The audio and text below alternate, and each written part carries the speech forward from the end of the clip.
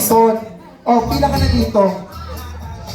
Ayun, hilera tayo mga kapatid para magka-class picture dyan. Para mas makimaikli ang buhok. Ayan.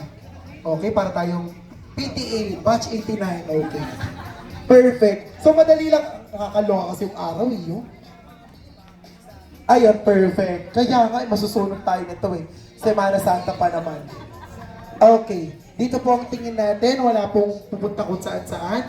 Hayaan nyo lang po si nanay dyan. Okay, ano dyan na yan? Okay, nakikinig po ang lahat?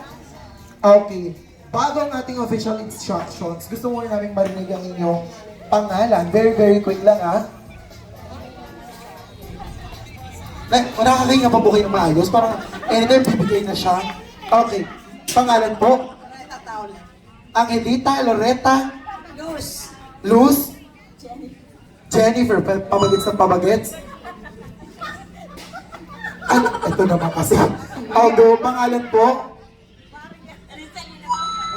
Hapa ng pangalan, bet na lang. Okay. Kayo po? Gigi, talo, parang bangus lang ha. Okay. Kayo po? Benya, parang may kaaway. Okay, kayo po? Toyang? Ayaw nga pala.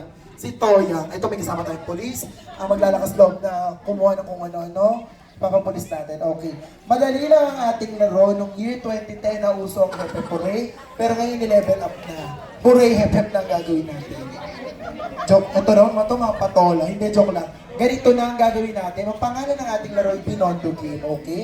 Sa Binondo, merong siomai. Gamitin po natin yung ating dalawang kamay. Hindi nakikinig si tita. Okay, ulitin natin. Siomai. Dalawang kamay, please. Okay. Dalawang kamay. Tapos, huwag kayong tumagilid. Hindi naman ito binibining Pilipinas.